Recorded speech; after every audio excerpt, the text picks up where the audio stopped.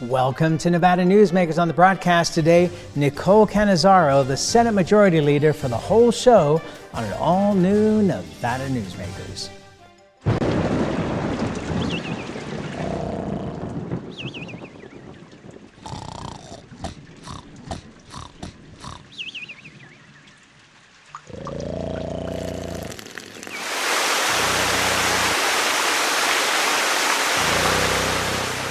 From your house to the White House, the folks at D&D Roofing can get it fixed with their eyes closed. Nearly 200,000 Nevadans work in retail businesses, supporting families and the community. Nevada's retail businesses generated over $2 billion in sales tax revenue in 1 year, including nearly $700 million to help our schools. Shop around and see all that Nevada's retailers offer our state. We're the Retail Association of Nevada, representing thousands of Nevada businesses. Businesses that work for Nevada.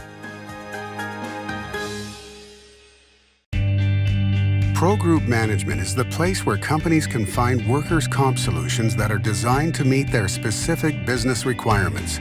As regulations evolve, Pro Group takes a proactive approach to clear the path to make sure your business stays ahead of the curve.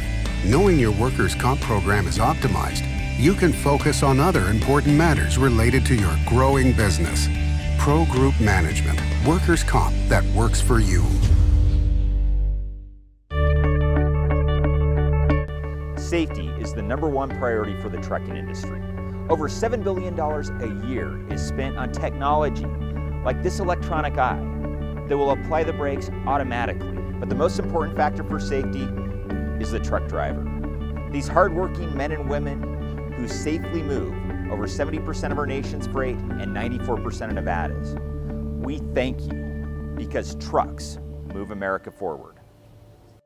This is Nevada Newsmakers with host Sam Shad, a no-holds-barred political forum. Now, from the Nevada Newsmakers broadcast headquarters, here is Sam Shad.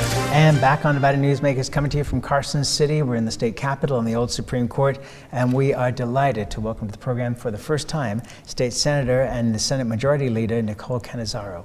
Pleasure to have you on the program. Thank you for having me. It's great to be here. And the timing is perfect because yesterday afternoon you had a press conference as we're taping this to announce that funding for the teachers' raises, or at least the mechanism, was coming through. And so the marijuana tax will not now filter, at least portions of it, to the rainy day fund, but will go towards the teachers' raises. And then enabling legislation is being looked at for the counties to either raise a 0.25% tax or for it to go to a vote of the public. So what are your thoughts on this? Because I understand that you found out some of this yourself at the press conference yesterday. Well, I am very excited about the bill that we have introduced and have been just really delighted to work with the governor and the speaker and Superintendent Ebert to ensure that the money that we said was going from marijuana that was directed to the rainy day fund is actually going to go to the DSA, which is where we fund schools out of. It's where our education dollars are. And so I think the idea that we are delivering for our constituents, that we are listening to what they are saying, and that, you know, that's what the deal was between them and us, and we're fulfilling that promise. And so I'm excited to see that that money is actually going to go where it needs to go, which is education, and where it was promised to go, which is education. Assembly Bill 309 that you referenced, which is the Speaker's bill, I'm also very excited about the details of that bill. I think the idea that we're going to fence off some of that money for our teachers, who we know are hardworking, and we know that they work under very difficult conditions. The governor made a promise for a 3% raise, and we have made that promise as well.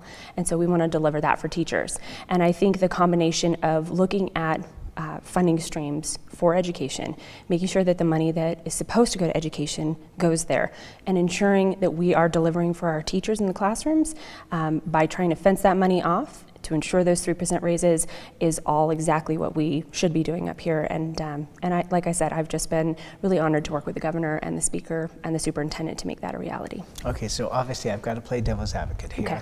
And there are those that are going to say that the rainy day fund was a very necessary thing during the last recession. It barely took care of us during the last recession. We had to borrow a lot of money from the federal government and pay it back with interest.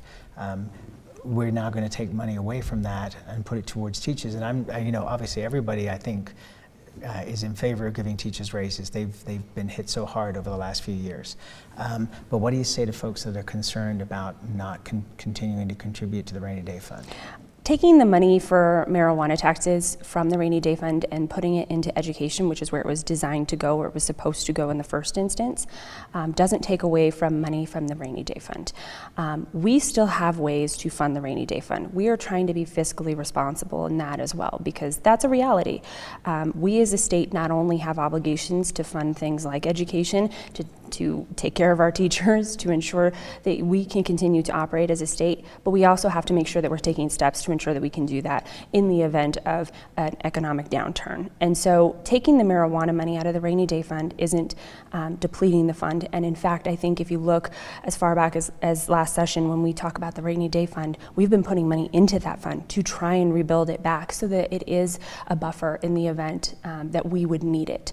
And so it can be designed to do exactly what it is going to do. So this is not an effort to take all of the money out of the rainy day fund. It is not in any way going to mean that we're not contributing in any way to the rainy day fund, but rather that particular source that was going to the rainy day fund, which was never designed to go to the rainy day fund, right, but for the actions that took place last session, that we are just putting that money where it was designed to go to.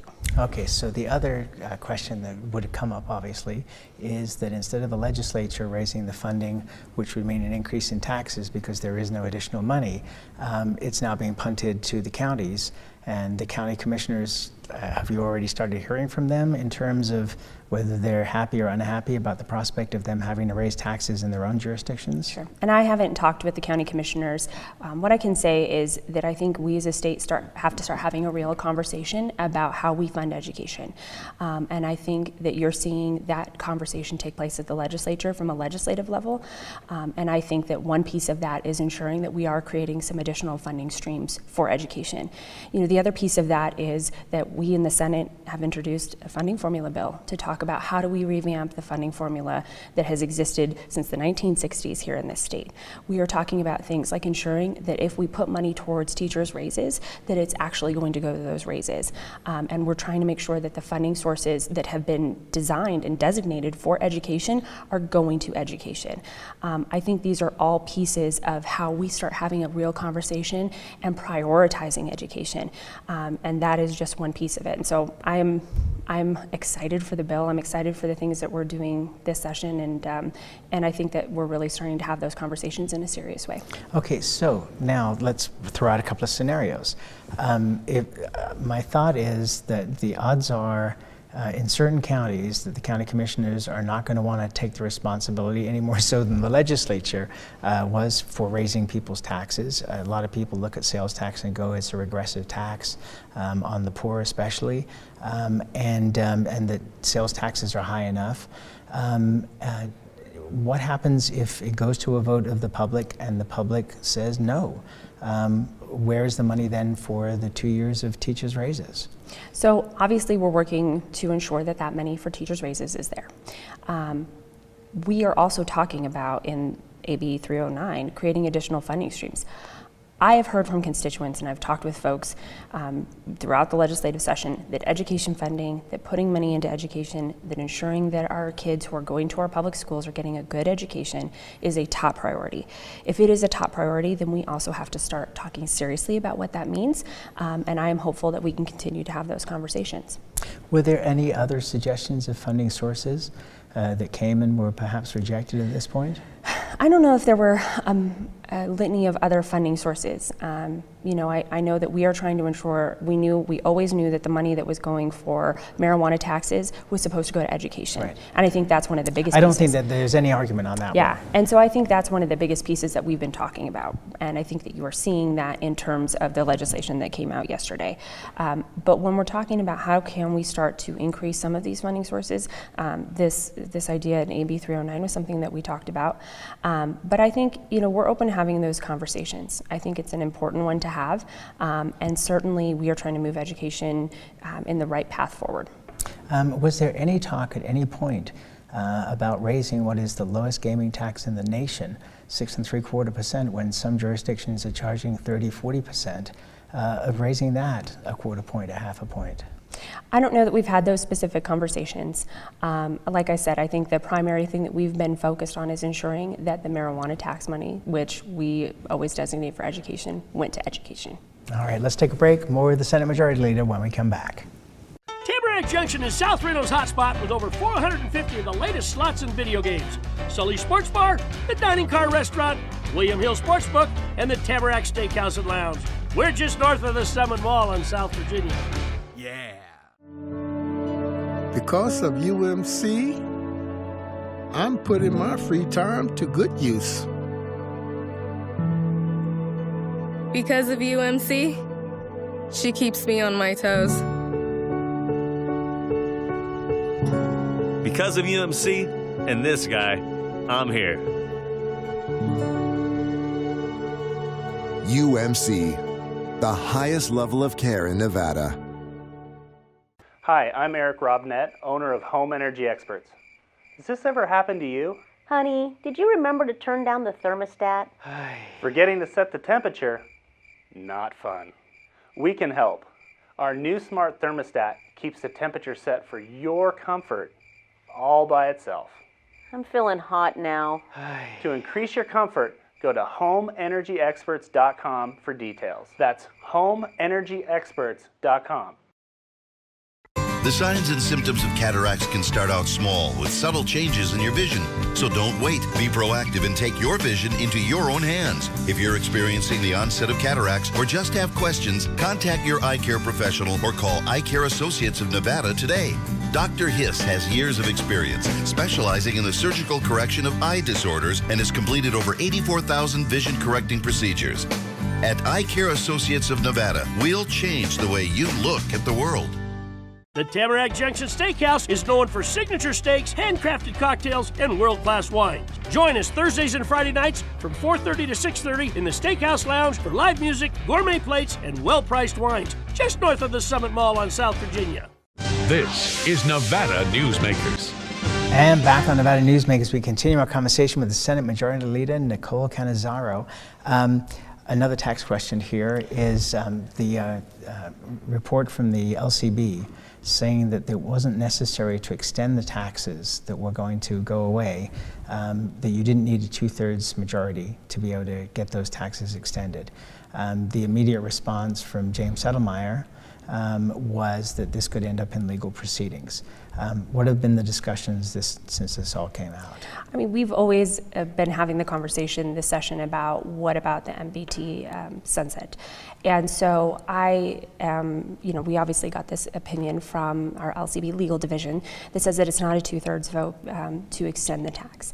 And so I am hopeful that we can continue to have conversations with our colleagues in the Senate and in the Assembly so that we're really making sure that we are funding the state the way we need to. We know that we don't need 2/3 for the vote. What would happen in the future, I can't speculate as to whether there would be challenges to it or not. That said, I am committed to... You don't think Senator Settlemyer is serious? I think he's very serious. Oh yeah, I'm sure listen, I'm not gonna speculate as to whether or not he would or wouldn't, and that's not a characterization of whether or not he's serious about that. I'm sure that if he says he wants to institute legal proceedings, that would be the case. We obviously remain committed to working with our colleagues. I am hopeful that we will all work together to ensure that the money that we need to fund education, to fund our teachers, and that's a priority for them as well, and that they are going to come to the table and will be able to do what our constituents send us here to do.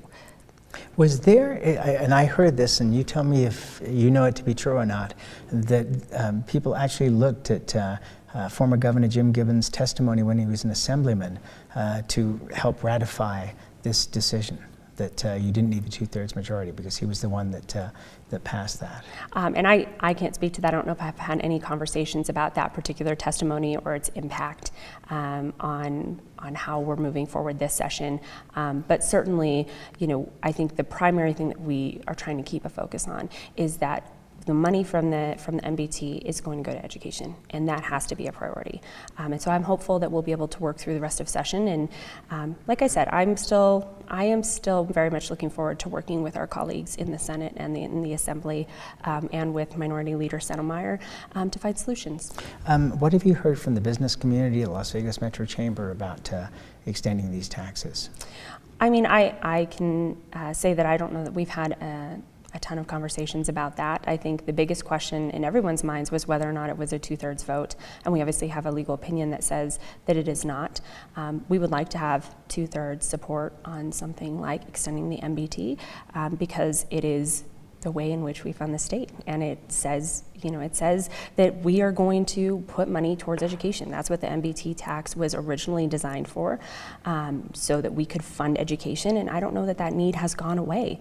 We still need to fund education. We know the need is there. Right? It's just a question of the road you go down.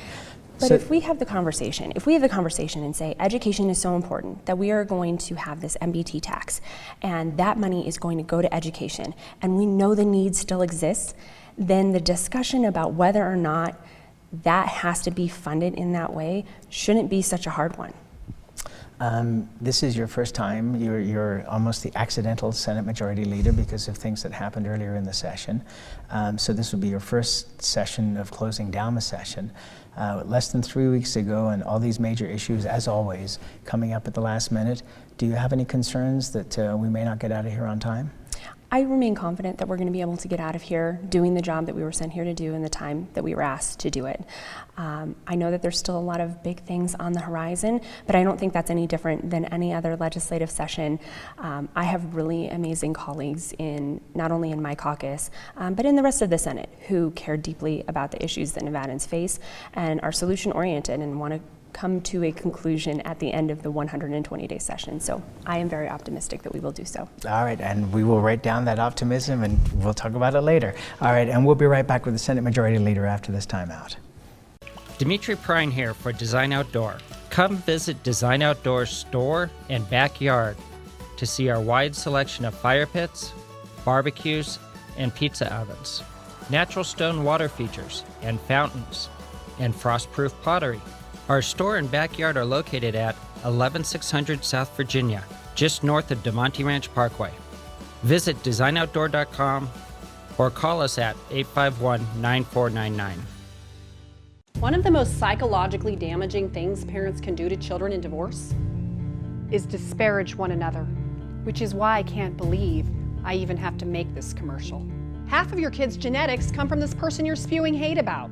Your children have the right to love you both.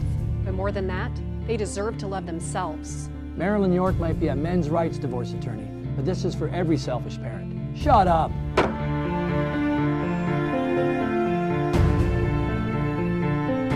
Hi, I'm Dave Newman. Remember me? I used to be the house detective, and now I'm a realtor, full-time at RE/MAX Realty Affiliates. A lot of people ask me, how's the market? You know what? It's fantastic. If you're even kicking around the idea of buying or selling, give me a call. Let's talk about it. Call me at RE/MAX Realty Affiliates and just ask for the guy who used to be the house detective, Dave Newman. Everyone is talking about opioids, but they're not the only drugs that can be harmful if taken in large quantities or not as prescribed. You also need to be aware of side effects from anxiety drugs, muscle relaxants, sleep aids, and stimulants. Mixing prescription drugs with other drugs or alcohol can be dangerous. If you take Ambien with a glass of wine, it may be enough to stop you from breathing. Prescribed drugs can be just as dangerous as illegal drugs. Take medications only as directed. This is Nevada Newsmakers. And back on Nevada Newsmakers, we continue our conversation with the Senate Majority Leader, Nicole Cannizzaro. One of the big bills that is now landing on your doorstep is the criminal justice reform bill that Justice Hardesty was promoting heavily on this program a couple of weeks ago. Assemblyman Yeager was on the program doing the same thing. Yeager comes from the defense side of the table. You are a Clark County prosecutor. So how is this coming across to your house, and how are you viewing this bill? Because there's a lot of discussion about this bill. Yeah, so I will say this. My job here at the Nevada legislature is to represent my constituents in Senate District 6 and to ensure that we're talking about policy that's going to benefit the state of Nevada. And so that's where my focus is. And this bill, I think, has a lot of really good pieces. We have to, I think, take a look at our criminal justice system to ensure that it is fair and that it is treating people fairly. That said, I will always remain committed to my constituents to ensure that we are being serious about violent crimes in our community so that they don't have to be victimized in that way. Obviously, I think the bill has really good pieces. It's still a work in progress. I think there were some additional amendments that were made yesterday, if I'm not mistaken. And so I'm excited to see the bill when it comes over to the Senate with those additional amendments. And we plan to have a full hearing so that we can hear all the pieces of the bill and have a full consideration of the policy changes that are being requested. Okay, so because you read in the media that there is talk of pressure on you from your boss and from other DAs around the state who are very concerned about this bill. How does that respond with you? I don't have pressure from my boss or DAs around this state. My job here at the legislature is to represent the people that elected me to be here. And that's where my focus is. And when I look at this bill or any other bill, that's where the concern is, right? Whether or not this is smart policy, whether or not what we're doing is going to achieve the goals that we're looking to achieve. And so when I'm looking at this particular bill, let me back you up a second. Sure. So what are the goals that you are trying to achieve? Because from what Justice Hardesty said, what he was trying to achieve, and I don't think it was his primary concern, but huge savings over a 10-year period. But also that we have come over the last 30 years from this incredible tough on crime situation that was across the country, almost from the Nixon administration until recent days. And that there are a lot of people in prison who are there for crimes that really they shouldn't be in prison for. And that we have a choice between whether we let some of these people out and put them into other diverted programs, or whether we continue to build more prisons and spend more money. So how do you come down on specifics like that? And I think that this is so much more than just a dollars and cents conversation. Certainly that's part of it. And when we look at some populations, I think that very much we can say, there are people who are in prison who probably deserve not to be there. And I think that investing in diversion programs, we know that that helps to reduce recidivism rates. And so if we're talking about ways in which to improve the system, those are ways that, those are things that we want to achieve. We want to reduce recidivism. We want to ensure that we are spending our resources wisely when we're talking about people who are in prison. That said, there are still people who are victims of crime that saying, well, it costs X amount of dollars per day to put somebody in prison when your son or daughter was murdered. Yeah, and I don't think anybody disagrees Right. with those areas, and I don't think Justice Hardesty was in any way talking about letting people at that. I think his I'm paraphrasing, but there are people that deserve to be in prison, and they should be, and we should keep them there. So what are your biggest objections so far from what you've seen with this bill? So I just wanted to touch on that last point very quickly before I answer your question. We've got time. And so, I think the point that I'm trying to make is that we have to look at this from not only from a savings to the state perspective, but also from a policy perspective, because our constituents demand that of us. And so I think when we're talking about, for example, in that bill, there are a number of changes to theft thresholds, which I think are still changing in some of the amendments. Saying that somebody should be in prison for a first offense for a nonviolent crime when the biggest issue is, maybe a drug addiction issue, or that they need to pay restitution, that's where our focus should be, right? And those are the kinds of things that I think we can work towards in smart policy that are reflected in various parts of this bill. I will say that if we talk about ways in which we can improve the criminal justice system, last session I worked with Assemblyman Anderson to expand the Veterans Court program to our municipal and justice courts, because that's a program where when we know we have veterans who find themselves in the criminal justice system, oftentimes that's a result of their service. And when they're charged with certain crimes, that's the best place for them to be, to get connected with services, to go to work through the VA, to ensure that we're taking care of them, and also, to recognize recognize that that's exactly how we are going to reduce recidivism. I know that in that bill there are a lot of conversations about the changes to, for example, home burglaries. When I talk to my constituents in Senate District 6, home burglaries I don't think are where we should be focusing a lot of time, but when we talk about some of these other penalties, I think there's some good stuff in that bill. Let's go to one last topic, and we've only got a minute left. But Senator Julia Ratty, the Assistant Senate Majority Leader, has turned low-income housing into something of a personal crusade. How much can state government do about the housing crisis, or do we do what happened in the late 70s, for example, in Northern Nevada, where time took care of the problem? Builders came in, they saw opportunity, they built, and people stopped living in tents on the river. I think if you look at the work that Senator Ratty has done through the Interim Committee on Affordable Housing, it's evident that there are ways in which we can ensure that we have not only a good economic environment to help attract that change over time, but also things that we can be doing to make sure that people are being treated fairly. I think one of the biggest things that came out of that was the request for affordable housing tax credits, which can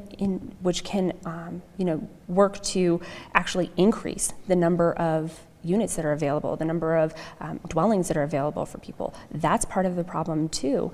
And I think that that's a great solution that we're working very hard towards. With the $10 million in tax credits, we're talking about up to 600 different units that could be made available for people to live in, and tackling the affordable housing crisis is a big priority for us.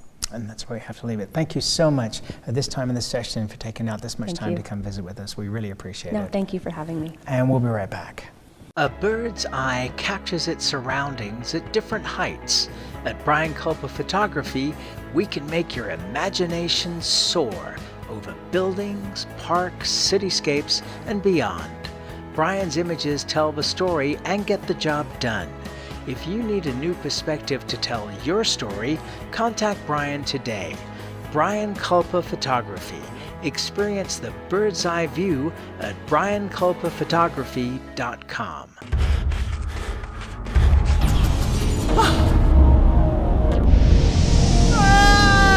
Kenny! Dad? What are you learning? This place is great. Huh? You gotta try this. Wow! This stuff is great! People are gonna love it! Yes. Yes, they will.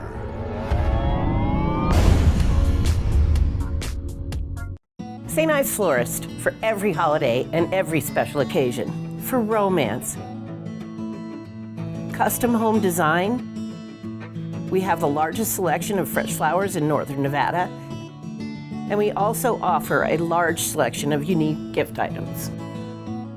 Come see me, Lori Ann, at St. Ives Florist, 700 South Wells Avenue, or call me at 333-9190. Pro Group Management specializes in providing industries with the necessary components to satisfy and exceed workers' comp requirements. Every business has unique needs and specific regulations. Pro Group Management stays ahead of the curve, providing up-to-date services to keep your industry in top form. Discover how we simplify your tasks, improve efficiency, and reduce expense to keep you moving in a positive direction. Pro Group Management, workers' comp that works for you. In addition to NevadaNewsmakers.com, you can also watch Nevada Newsmakers on YouTube. Subscribe to our YouTube channel. We'll see you on the next broadcast.